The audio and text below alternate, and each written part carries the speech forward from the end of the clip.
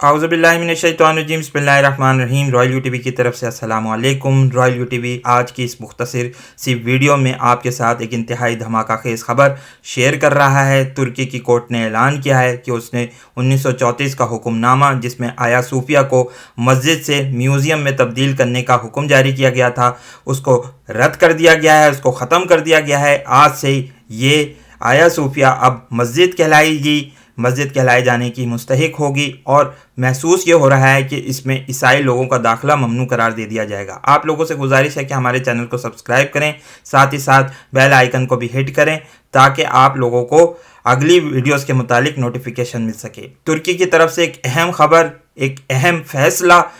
तुर्की की 90 साला तारीख़ में इतना अहम फ़ैसला आज तक सामने नहीं आया। इसके क्या मुज़मिरात, क्या असरात होंगे, देखते हैं। हमारे हिसाब से तुर्की ने दरहकीकत ये आलम ईसाईयत के ख़िलाफ़ एक ऐलान जंग कर दिया है। इस हरकत की मज़म्मत आ रही है, मुख्तलिफ़ ममालिक इसकी मज़म्मत कर रहे हैं कि इसको मस्जिद में तब्दील करने का फ़ैसला ठीक नहीं है।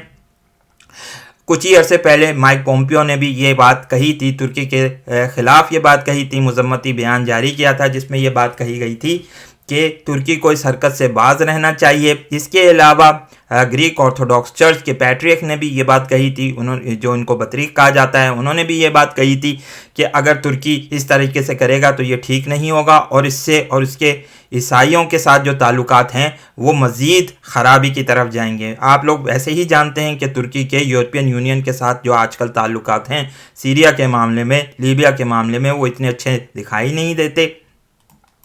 अब थोड़ी सी बात करेंगे आया सूफिया के मुतालिक। जैसा कि हमने आया सूफिया के मुतालिक एक वीडियो भी बनाई थी थोड़े अर्से पहले, आप लोग उस वीडियो को देख सकते हैं। थोड़ी सी तारीख हम फिर आपको बताएंगे। ये चर्च बुनियादी तौर पर 4वीं सदी ईस्वी में कॉन्स्टेंटिनोपल ने सबसे पहले तामीर किया, लेकिन बाद में इसकी दोबारा तामीर हुई। जस्टिनियन अव्वल ने इसको तामीर किया था 537 में, फिर 568 में इसमें यहाँ पर ज़लज़ला आया था और उसको दोबारा तामीर किया गया था, और फिर रसूल अल्लाह सल्लल्लाहु अलैहि वसल्लम की पैदाइश से थोड़े अरसे पहले एक दफ़ा फिर ज़लज़ला आया और इसको दोबारा तामीर किया गया था। तो ये थोड़ी सी तारीख़ है। सन 1453 में इसको मुसलमानों ने फ़तह कर लिया था। उस्मानी सुल्तान मोहम्मद फ़ातिह सानी ने जब कुस्तुंतनिया को फ़तह किया था तो फिर इस पे कब्ज़ा कर लिया था और इसको मस्जिद में तब्दील कर दिया गया था। तकरीबन 500 साढ़े 500 साल तक ये चर्च जो है वो मस्जिद में तब्दील रहा, लेकिन फिर बाद में सन 1917 में और 1919 तक जो पहली जंग अज़ीम जारी रही, उसमें फिर ये हुआ कि उसके बाद जब तुर्की की हुकूमत का ऐलान हुआ, तुर्की की स्टेट का, मॉडर्न सेक्युलर स्टेट का ऐलान हुआ, तो मुस्तफ़ा कमाल पाशा ने ये एक हुक्मनामा जारी किया। बकौल लोग कहते हैं कि हुक्मनामा जारी किया, लेकिन बहुत से तुर्की में हल्के ये कहते हैं कि उसमें जो उनके दस्तखत थे वो जाली थे। मुस्तफ़ा कमाल पाशा ने कोई ऐसा हुक्म जारी नहीं किया था और ये हुक्मनामा जो भी बनाया गया था वो जाली था, वो झूठा था। यही वजह है कि आज कोर्ट ने उसको रद्द कर दिया है और उसको झूठा करार दिया है। सदर तैयब अर्दगान ने यह बात भी कही है, आते ही फ़ौरन ये बात, एक हुक्मनामा जारी किया जिसमें यह बात कही गई थी कि हम तुर्की के कोर्ट के फ़ैसले का एहतराम करते हैं और इसके अलावा हम ये भी चाहेंगे कि यहाँ पर अब मस्जिद कायम हो और यहाँ इबादत कर सकें मुसलमान। बहुत ही अहम खबर। तुर्की के जो कॉन्ज़र्वेटिव मुस्लिम्स हैं, जो क़दामत परस्त मुसलमान हैं, वो चाहते हैं कि इसको मस्जिद में तब्दील कर दिया जाए, इसकी वही हैसियत बरकरार रखी जाए जो ऑटोमन उस्मानी सलातीन ने कायम रखी थी। क्योंकि हम ये बात जानते हैं, ये इलाका तुर्की के शहर इस्तांबुल के पुराने इलाके में वाक़ है। पुराना इस्तांबुल ये इलाका कहलाया जाता है। यहाँ पर एक बहुत बड़ा वोट बैंक सदर रजब तैयब अर्दगान का मौजूद है। ये इलाका हमेशा से शुरू से एक मुसलमान रिलीजियस इलाका रहा है। यहाँ पर लोग नमाज़ पढ़ते हुए दिखेंगे, दाढ़ियाँ रखे हुए, औरतें हिजाब करती हुई मिलेंगी। इवन के जब सेक्युलर स्टेट चल रही थी और जब कायम की गई थी, उसके बाद भी, उसके क़याम के बाद भी इस इलाके के लोगों का इस्लाम से जो रिश्ता था वो कायम रहा।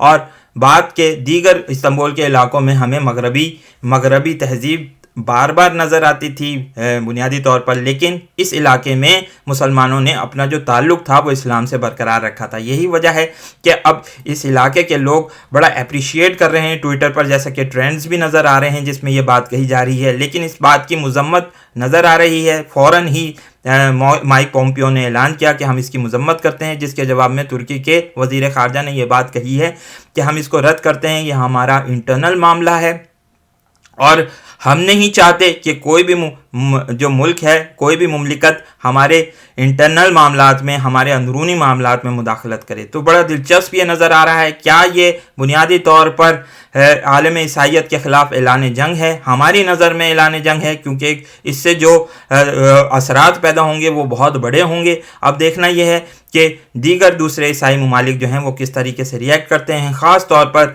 रूस का रिएक्शन जो होगा वो बड़ा दिलचस्प होगा, क्योंकि रूस हमेशा से ऑर्थोडॉक्स ईसाईयत का हामी मुल्क रहा है और यहाँ पर हालिया दिनों में जो रिसेंट रिफॉर्म्स हुई हैं उसमें एक क्रिश्चियन कंट्री करार दिया गया है रूस को। ये पहली दफ़ा हुआ है 200-300 सालों में। अब देखते ये हैं कि रूस इस पर किस तरीके से रिएक्ट करता है और क्या होने जा रहा है।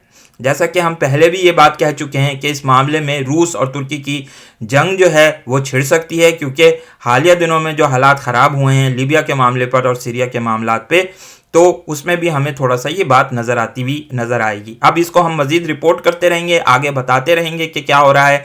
इस वीडियो को लाइक कीजिए, शेयर कीजिए, दोस्तों के साथ डिस्कस कीजिए। बहुत बहुत शुक्रिया। अस्सलामु अलैकुम और अल्लाह हाफिज़।